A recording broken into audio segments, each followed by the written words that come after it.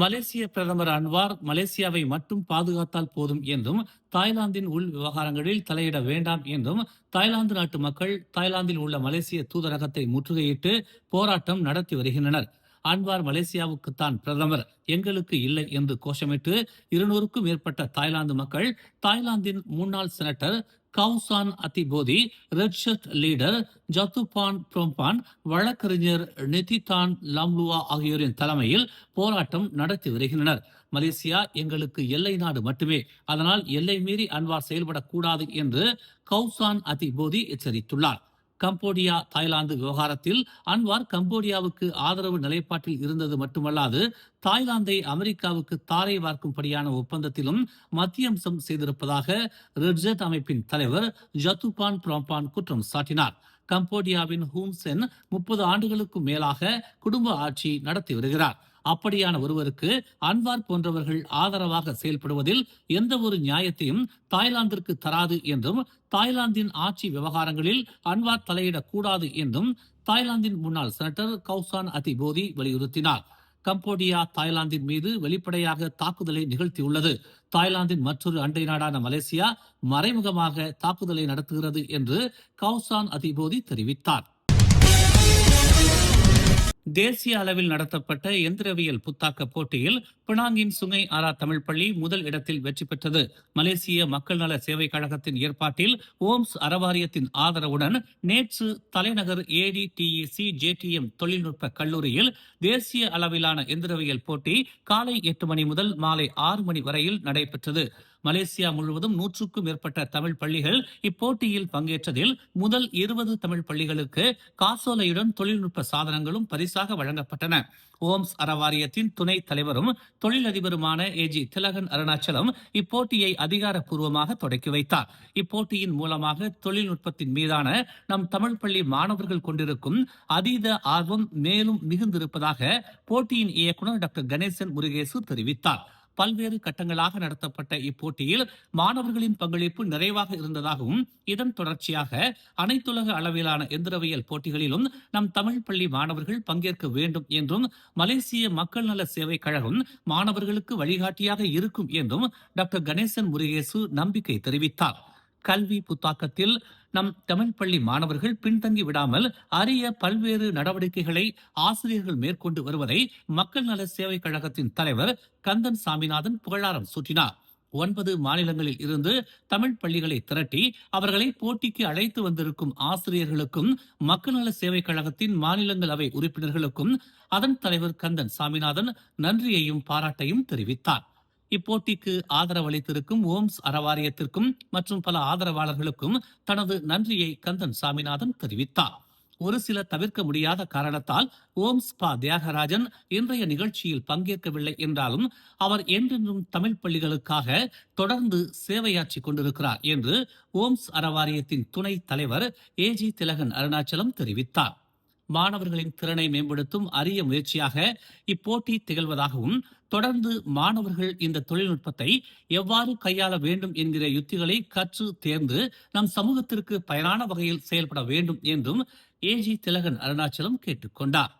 தேசிய அளவில் நடத்தப்பட்ட எந்திரவியல் போட்டியில் பத்தாங் மலாக்கா தமிழ் பள்ளி 5வது இடத்திலும், புக்கிட் மத்தாஜாம் தமிழ் பள்ளி 4வது இடத்திலும், பத்தாங் மலாக்கா தமிழ் பள்ளி 3வது இடத்திலும், பண்டார் ஸ்ரீ அலாம் தமிழ் பள்ளி 2வது இடத்திலும், சுங்கை ஆரா முதல் இடத்திலும் வெற்றி பெற்றனர். இன்று காலை மிதிவண்டியில் சென்று கொண்டிருந்த சிறுவர்கள் வாகனம் மோதி விபத்துக்குள்ளானதில் சிறுவர்கள் 2 சம்பவ இடத்திலேயே பரிதாபமாக உயிரிழந்தனர். காலை 9:15 மணிக்கு கெடா யான் நகரில் உள்ள ஜலான் செடாக்கா தெங்கா சாலையில் இந்த விபத்து நிகழ்ந்ததாக யான் மாவட்ட காவல்துறை தலைவர் ஹமீசி அப்துல்லா தெரிவித்துள்ளார்.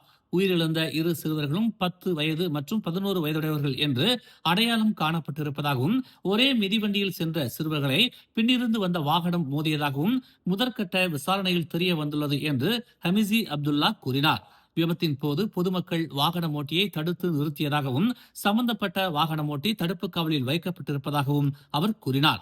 மேலதிக விசாரணைகளுக்கு உதவ விபத்தை நேரில் பார்த்தவர்கள் அருகில் உள்ள காவல் நிலையத்தில் சாட்சி அளிக்கும்படி அவர் கேட்டுக்கொண்டார்.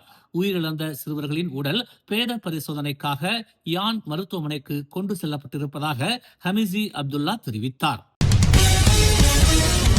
தாய்லாந்தின் உள் விவகாரங்களில் தாம் தலையிடுவதாக வெளிவந்துள்ள குற்றச்சாட்டுகளை பிரதமர் டத்தோஸ்ரீ அன்வார் இப்ராஹிம் மறுத்துள்ளார். கம்போடியா மற்றும் தாய்லாந்து இடையிலான எல்லை பிரச்சினை ஆயுத போராட்டமாக மாறியதால் மட்டுமே ஆசியான் தலைவராக அமெரிக்காவின் வழிகாட்டுதலுடன் தாம் போர் நிறுத்தத்திற்கான காரியங்களை மேற்கொண்டதாக டத்தோஸ்ரீ அன்வார் இப்ராஹிம் விளக்கமளித்தார். கம்போடியாவின் தாக்குதலால் அதிகம் பாதிக்கப்பட்டிருப்பது தாய்லாந்து என்பதால் அமெரிக்காவின் முதலீடுகள் மூலமாக தாய்லாந்தின் பொருளாதாரம் மீட்சி பெறும் என்கிற உன்னதமான நோக்கத்தில் மட்டுமே அமெரிக்காவின் முதலீடுகளை தாய்லாந்துக்கு வழங்கும்படியான ஒப்பந்தங்களில் தாம் பங்கேற்றதாக அன்வார் கூறினார். தாய்லாந்தில் ஒரு சில மக்கள் எனக்கு எதிராக போராட்டம் நடத்துகிறார்கள். நானும் ஒரு போராட்டவாதி என்பதை மறக்கவில்லை. அவர்களின் போராட்டத்தை நான் மதிக்கிறேன். என்னுடைய போராட்டத்தை புறக்கணித்த தலைவர்களைப் போல நான் நடந்து கொள்ள மாட்டேன் என்று அன்வார் குறிப்பிட்டுள்ளார். தாய்லாந்தில் இருக்கும் மலேசிய தூதரகத்தின் முன் நடத்தப்பட்ட போராட்டம் குறித்து தாய்லாந்து அரசுடன் பேசியதாகவும் மலேசிய தூதரகத்திற்கு உரிய பாதுகாப்பை வழங்க வேண்டும் என்று தாம் வலியுறுத்தியதாகவும் அன்வார் தெரிவித்தார். தற்போது அன்வார் ஜோகன்ஸ்பர்கில் நடைபெற்று வரும் G20 மாநாட்டில் இருப்பதால் மலேசியா திரும்பியதும் இதுகுறித்து தெளிவான விளக்கத்தை அளிப்பதாக தெரிவித்துள்ளார். பாதுகாக்கப்பட்ட வனப்பகுதிகளில் இருந்து சட்டவிரோதமாக மரங்களை வெட்டி விற்பனையில் ஈடுபட்ட மலேசிய ஆடவர் ஒருவர் உட்பட 2 இந்தோனேசிய நாட்டவரை எல்லை பாதுகாப்பு சிறப்பு படையான PGA கைது செய்தது. நேற்று மாலை கிளந்தானில் உள்ள பாசிர் பூத்தே வனப்பகுதியில் சந்தேகத்திற்குரிய நபர்கள் நடமாடுவதாக பொதுமக்களிடம் இருந்து தகவல் பெற்றதும் சோதனை மேற்கொள்ளப்பட்டதாக PGA சிறப்பு படை தெரிவித்தது. வனத்தின் நடுவே தொழிற்சாலை அமைத்து மரங்களை சட்டவிரோதமாக வெட்டி பலகைகளாக விற்பனை செய்து வந்த கும்பலைச் சேர்ந்த 53 வயது உள்ளூர் ஆடவரும் 2 இந்தோனேசிய ஆடவர்களும் தொழிற்சாலையில் பதுங்கி இருந்த நிலையில் கைது செய்யப்பட்டதாக PGA தெரிவித்தது. தொழிற்சாலையில் இருந்து நவீன கருவிகளும் 16,700 மரக்கட்டைகளும் பறிமுதல் செய்யப்பட்டிருப்பதாகவும் அதன் மதிப்பு 63 லட்சம் ரிங்கிட் என கணக்கிடப்பட்டிருப்பதாகவும் தெரிவிக்கப்பட்டுள்ளது.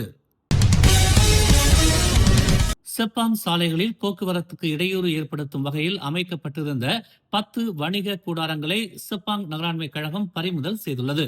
நேற்று மாலை 4 மணிக்கு செப்பாங்கில் உள்ள ஜலான் வரிசான் சென்ட்ரல் சாலைகளில் சோதனை நடவடிக்கைகள் மேற்கொள்ளப்பட்டதாகவும் இரவு 9 மணிக்குள் 10 வணிக கூடாரங்களையும் பறிமுதல் செய்ததாகவும் செப்பாங் நகராண்மை கழகம் தெரிவித்துள்ளது. போக்குவரத்துக்கு நெரிசலை அதிகப்படுத்தும் வகையில் சாலைகளை அபகரித்து வணிக கூடாரங்களை அமைத்திருந்த 9 வணிக கடை உரிமையாளர்களுக்கு அபராதம் விதிக்கப்பட்டிருப்பதாகவும் உரிமம் இல்லாமல் சாலையோர நடைபாதைகளில் கூடாரங்களை அமைத்த வணிகர்களின் கூடாரங்களை பறிமுதல் செய்ததாகவும் செப்பாங் நகராண்மை கழகம் தெரிவித்துள்ளது. தற்காலிக வணிகர்களுக்காக செப்பாங் நகராண்மை கழகம் சிறப்பு வணிக உரிமத்தை வழங்கி வருவதாகவும் வணிகர்களுக்காக வழங்கப்பட்ட பிரத்யேக தளத்தை பயன்படுத்தும்படியும் செப்பாங் நகராண்மை கழகம் வலியுறுத்தியுள்ளது. மேலும் செய்திகளை தெரிந்து கொள்ள தமிழ் மலர் இணையதளம், தமிழ் மலர் செயலி மற்றும் மலர் டிவி யூடியூப் சேனலை வலம் வாருங்கள். எங்களோடு இணைந்திருக்க மலர் டிவியை பதிவு செய்து கொள்ளுங்கள். உறவுகள் மகிழ்ந்திட விருப்பம் மற்றும் பகிர்வு சேவையை சொடுக்கிடுங்கள்.